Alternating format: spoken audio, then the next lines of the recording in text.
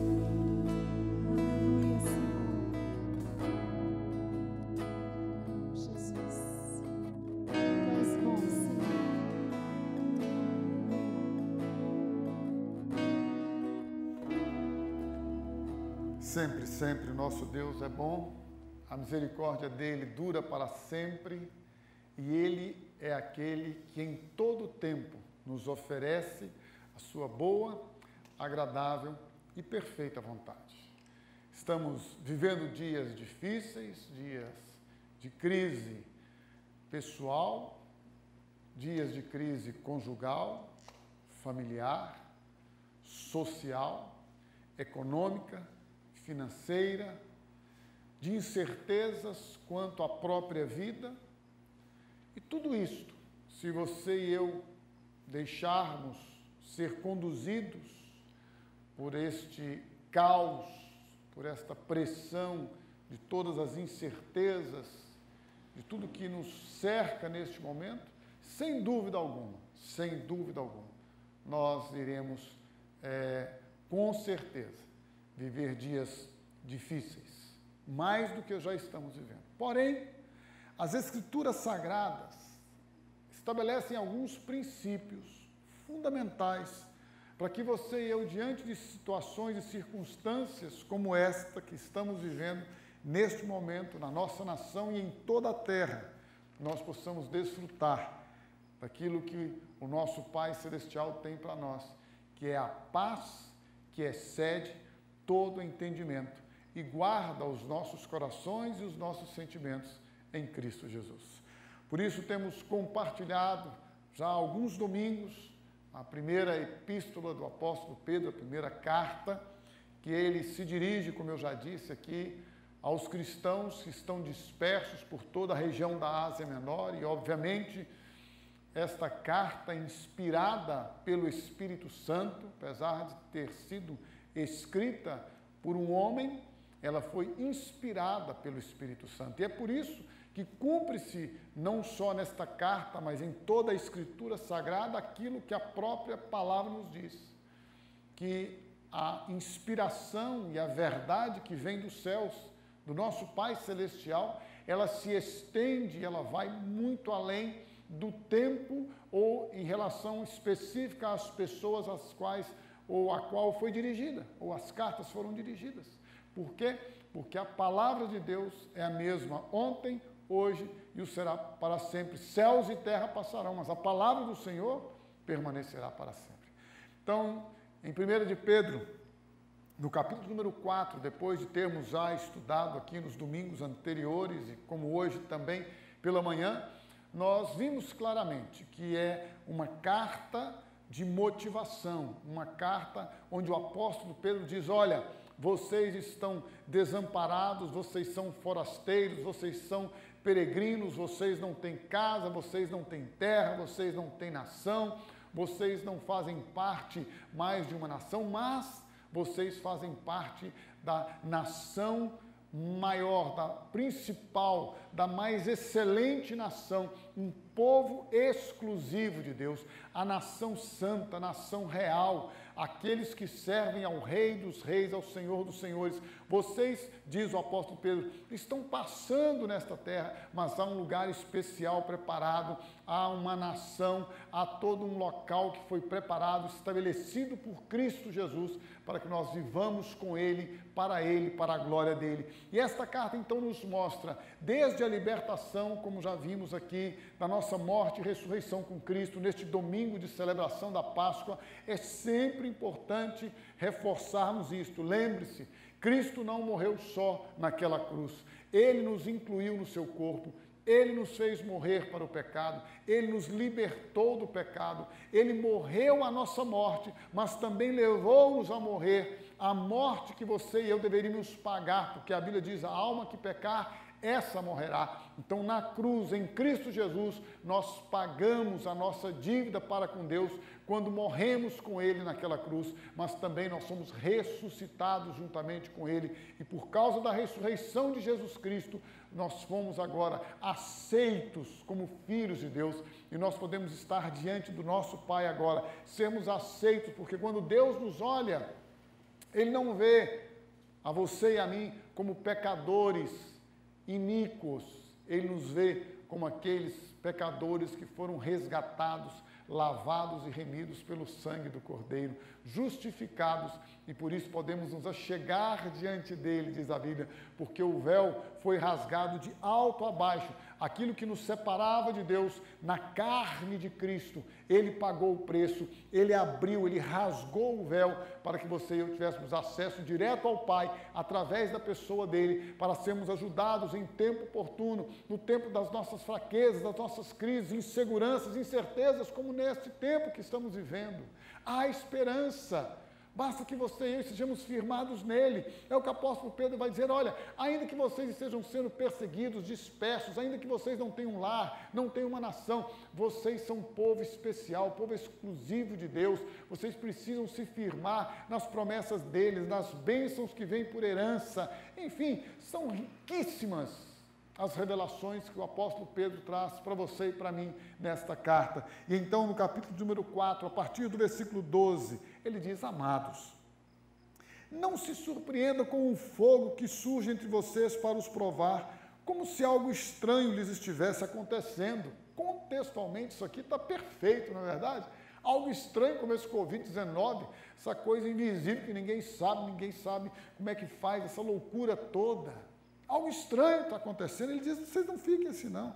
Alegrem-se à medida que participam dos sofrimentos de Cristo, para que também, quando a sua glória for revelada, vocês exultem com grande alegria. Então eu disse aqui pela manhã, quando você estiver sofrendo, quando você estiver passando por perseguições, lutas, tribulações, não fique cabisbaixo, esmurecido, murmurando, reclamando, não. Se alegre, se exulte, celebre. Isso vai deixar os seus inimigos loucos, porque eles vão pensar, como é que pode? Eu estou fazendo mal a ele está bendizendo a minha vida, ele está falando bem de mim, ele está me abençoando, eu o amaldiçoo, ele me abençoa. Ele sofre e eu me alegro com o sofrimento dele, mas ele também está feliz. Eu não estou entendendo, é isso que confunde os inimigos, mas porque a nossa alegria não vem das circunstâncias, a nossa alegria vem do Senhor. A nossa alegria, a nossa paz vem dele. A nossa segurança, a nossa esperança está nele. Então o apóstolo Pedro diz, olha, exultem com grande alegria.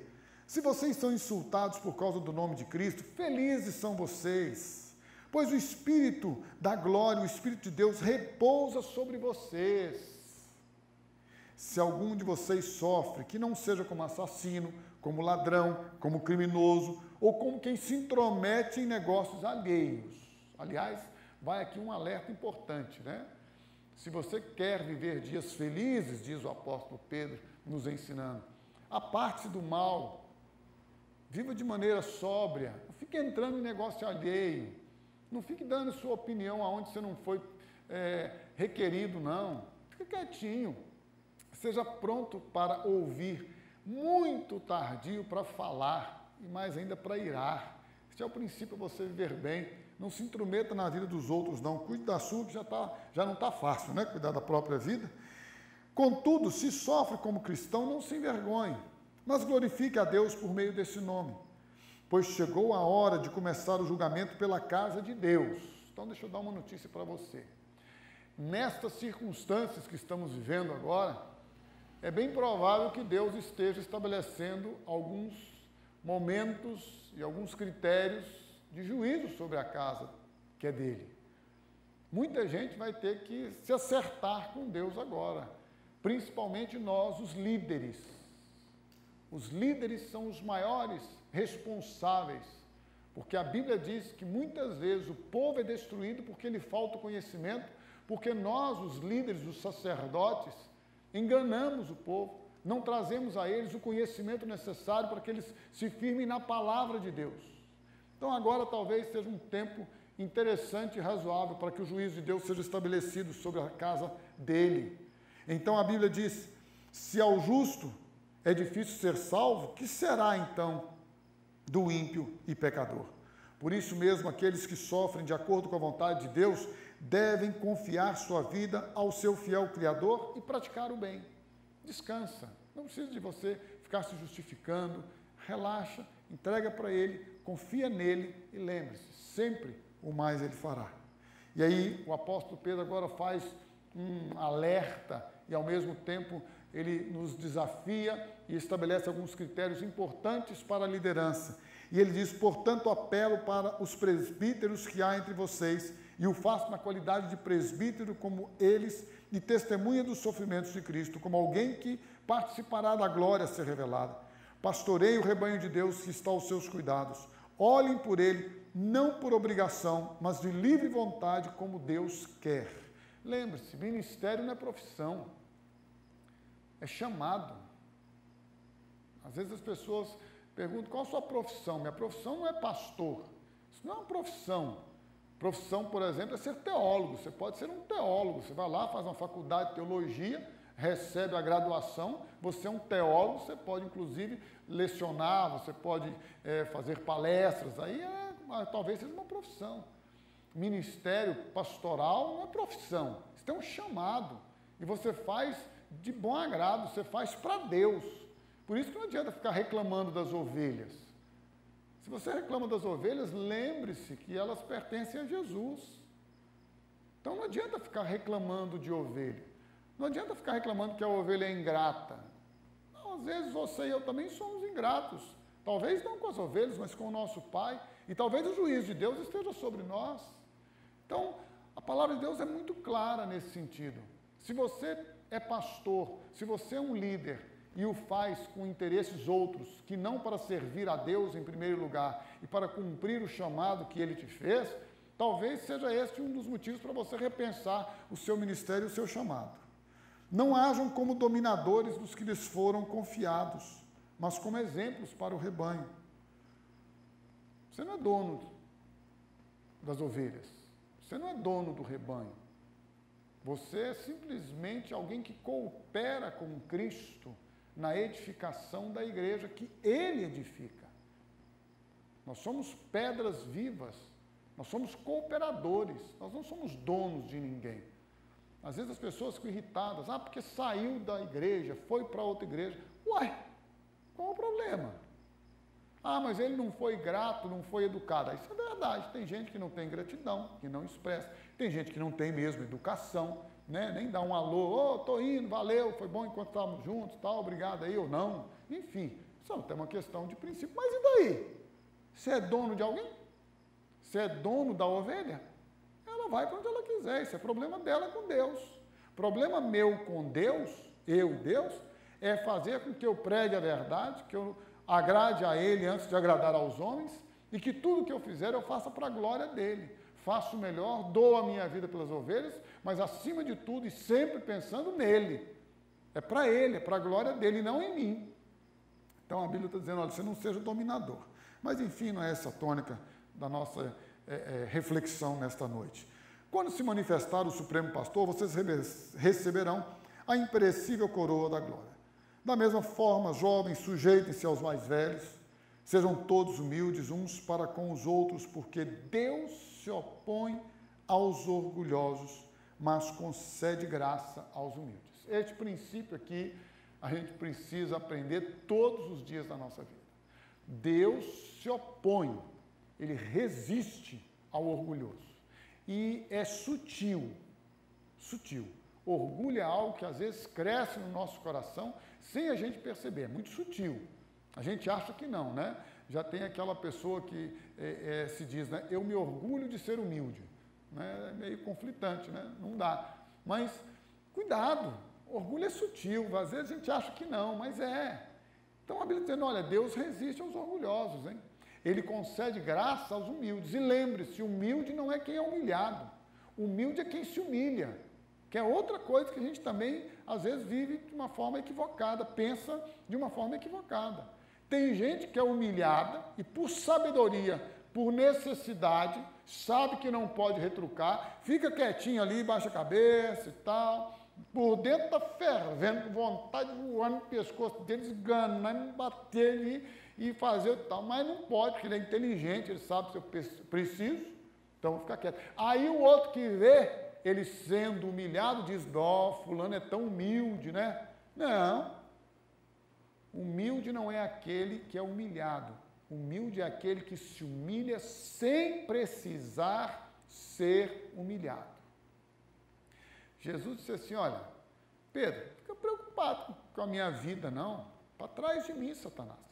Se eu quiser, eu posso pedir milícias de anjos, eu não preciso me humilhar, eu não preciso entregar a minha vida por causa da ameaça ou da vontade dos homens.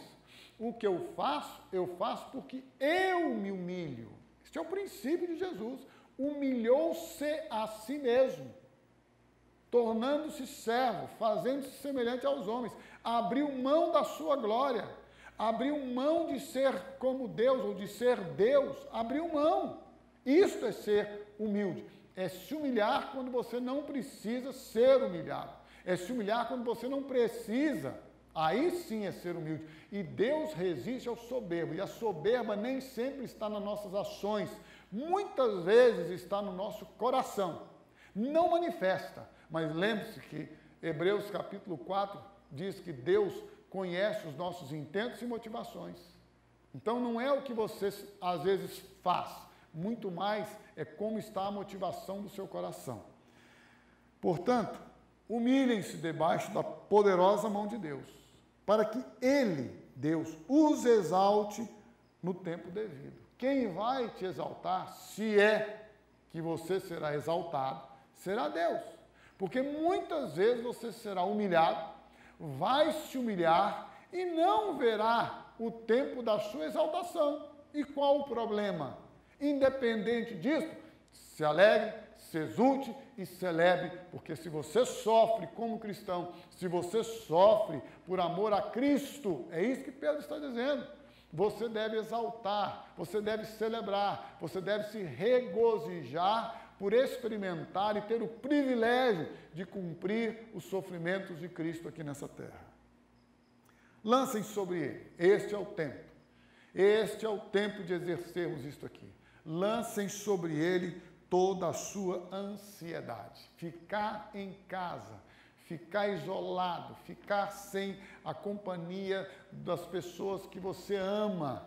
Eu estou isolado, eu chego para ver a minha mãe de uma distância de 2, 3 metros, ela fica ali, eu fico aqui. Horroroso isso, angustiante, eu quero abraçar, beijar, minha mãe, não posso fazer isso para preservá-la, porque eu estou mais na rua, mais em contato com outras pessoas, e então eu tenho que preservá-la, e aí eu não posso chegar, não posso estar muitas vezes com as pessoas que eu amo para abraçar, para oscular.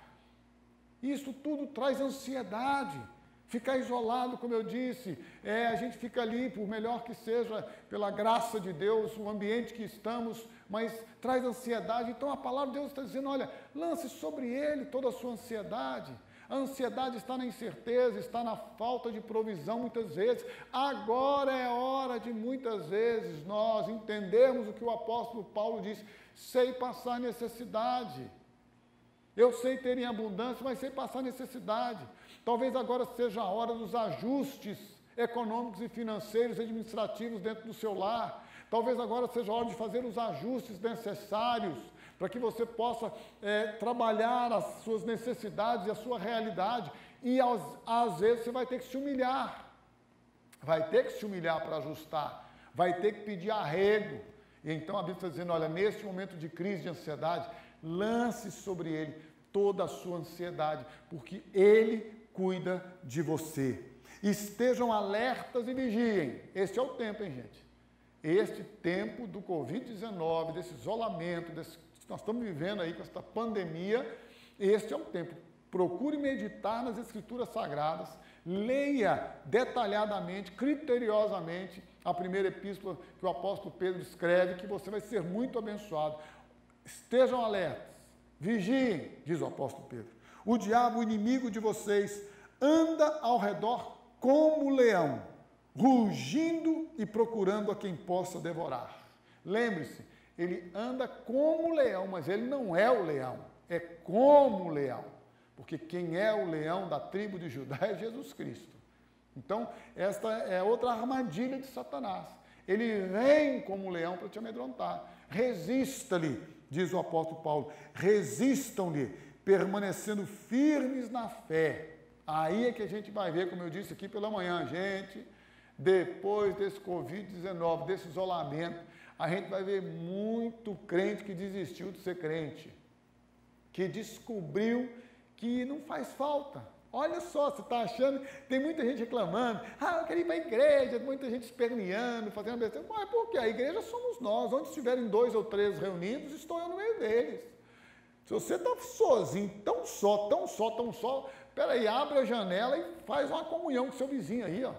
Já que você vive só você no seu apartamento, tem mais ninguém, você não tem familiar, tem ninguém, está morando sozinho, abre a janela a mais de 1,5 metro, 2 metros, fala, ô vizinho, vamos ter um tempo de comunhão aqui, porque a gente precisa se reunir como igreja, como corpo de Cristo. Resistam-lhe na fé, é o que o apóstolo Pedro está dizendo. Você vai resistir a este momento pela fé, lançando sobre ele toda a sua ansiedade. Lembre-se, ele não pode te vencer. Resistam-lhe, permanecendo firmes na fé, sabendo que os irmãos que vocês têm em todo mundo estão passando pelos mesmos sofrimentos. Por isso que chama pandemia, está no mundo todo, em toda a terra. Cada um, infelizmente, de uma intensidade ou não, mas está em todo lugar. Então não acho que você está sofrendo mais do que o outro, porque, aliás, sempre o nosso sofrimento será, para nós, maior do que qualquer outro, que é o nosso. Mas saiba disso, toda a terra está sofrendo, mas é hora de você levantar-se agora como cristão, como alguém que tem fé. É hora da sua fé ser provada, muito mais preciosa do que o ouro, que pode ser purificado com fogo. É hora de você provar a sua fé, provar que você não vive de religiosidade, provar que você não vive por causa de uma instituição, provar que você não vive por causa de regras, preceitos e doutrinas humanas, provar que você vive por causa de uma pessoa e esta pessoa é Jesus, provar que você vive pela fé, fé na palavra de Deus. Então o apóstolo Pedro diz, você faça e lembre-se disso, todos os seus irmãos estão passando por essas provações também. O Deus de toda a graça, que os chamou para a sua glória eterna em Cristo Jesus, depois de terem sofrido durante pouco tempo, vai acabar, está acabando, fique tranquilo, Deus está agindo, os céus estão se movendo, daqui a pouco isso vai passar. Mas lembre-se, este Deus que vai fazer com que você receba dele este poder, por causa deste sofrimento, durante pouco tempo, ele vai te restaurar, ele vai te confirmar, ele vai te dar força e ele porá você sobre firmes alicerces. Portanto, não tema, não desanime, não se prostre, não murmure, não reclame. Faça deste tempo um tempo precioso para você desfrutar de comunhão e intimidade com Deus, com o Pai, de comunhão e intimidade com o seu cônjuge, no seu relacionamento mais íntimo, no seu relacionamento para tratar todas as áreas que precisam ser aperfeiçoadas. Faça deste tempo um tempo precioso na sua família, no seu relacionamento com os filhos, com os pais, com os seus irmãos. Faça deste tempo um tempo precioso para você experimentar maturidade, crescimento, para você aprender a valorizar a congregação, o ajuntamento, as pessoas, os irmãos, para você poder valorizar a adoração, para você valorizar quando você estiver junto com seus irmãos, você se lembrar, puxa vida, como foi ruim ter ficado naquele tempo isolado, sem a congregação, e aí você vai celebrar, se alegrar. Então, faça isso agora, tenha a projeção de que dias melhores estão por vir, e esses dias estão chegando, e ele vai te dar força, ele vai te renovar, ele vai te sustentar, e então o apóstolo Pedro diz, em 1 de Pedro 5:11, a ele seja o poder para todo sempre. Amém. Que o Senhor dê a você, neste domingo de Páscoa, de ressurreição, de vitória, de vida, a alegria de saber que, independente do que você está vivendo, Deus vai te sustentar, Ele vai te fortalecer, mas você precisa se firmar na fé, fé na palavra dEle. Você precisa se firmar na alegria daquele que, independente das circunstâncias, te dá a vitória. Portanto, aproveite este tempo para clamar como igreja, todos os dias na sua casa, ore pela nossa nação, ore por toda a terra, clame a Deus e Ele ouvirá dos céus e sarará a nossa terra. Vamos clamar a Deus e Ele vai sarar a nossa terra. Eu quero orar com você agora e pedir ao Senhor que te abençoe, que te fortaleça, que te anime, que te dê graça, renovo e que você possa, nesta hora, lançar sobre Ele toda a sua ansiedade e celebrar a vida abundante, a vida ressurreta de Jesus Cristo. E lembre-se, aquele que começou esta boa obra, com certeza, há de aperfeiçoá-la até a volta de Cristo Jesus. Vamos celebrar, Mariana.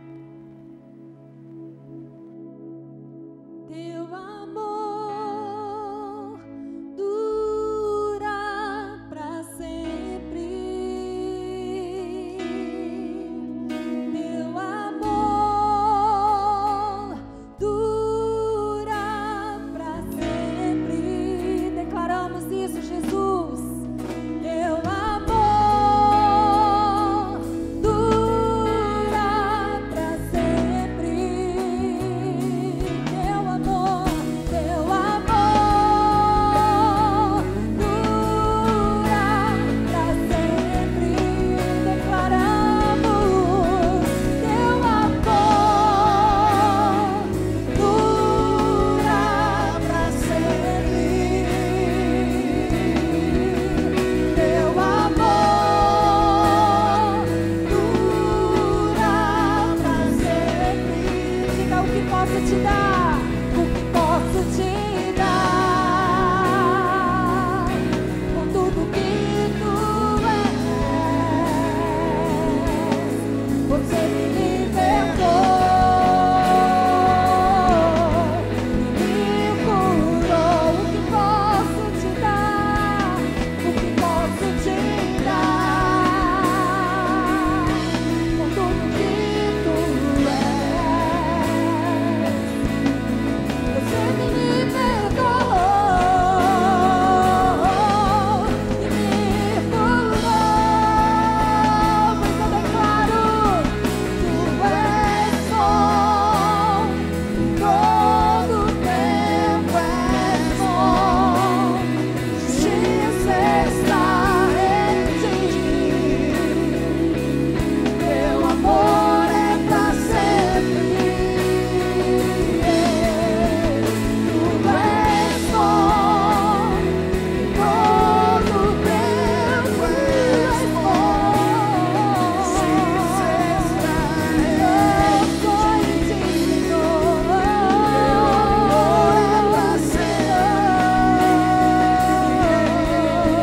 Teu amor dura pra sempre. Teu amor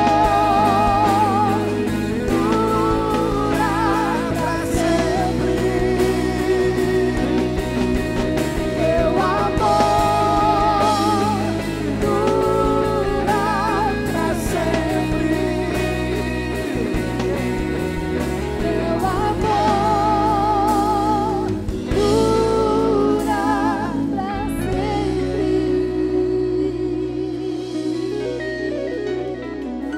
Aleluia, Senhor. Nós cremos, Deus. Aleluia. Que você seja envolvido por esse amor sem medidas. O amor de Deus imensurável. Que Deus te abençoe. Aleluia.